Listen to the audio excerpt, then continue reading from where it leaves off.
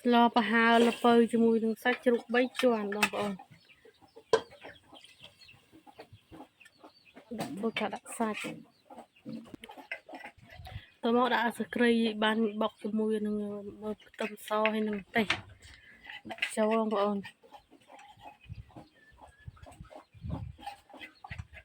ហើយយើងទុកឲ្យវាពុះឲ្យចូលជាតិគ្រឿងដែលយើងបានបុកហ្នឹងតមកបានដាក់ទឹកចូលមកប្រហុកងាយបងប្អូន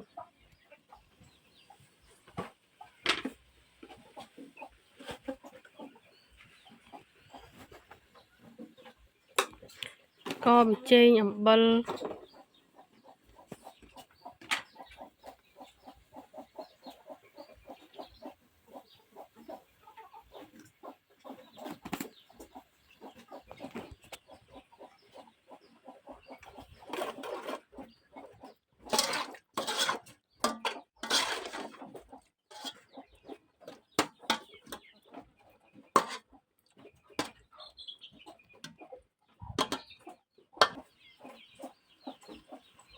ខ្លាំងឡប្រហើរល្ពៅជាមួយនឹងសាច់ជ្រូក3ជាន់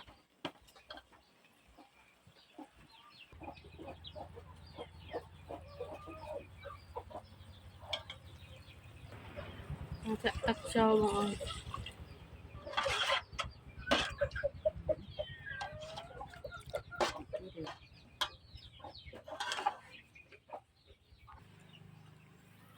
បងប្រហុកបងអូនបងប្រហុកបងប្អូនណាធ្លាប់ស្លសម្លល្ពៅបងសាច់ជ្រូកហើបងអូនស្លប្រហើរយើងបុកស្គ្រីបុកម្ទេសបុកខ្ទឹមសចូលគ្នាឲ្យសព្វមកយើងស្លមានអីឆ្ងាញ់ជាងត្រីដែរបងអូន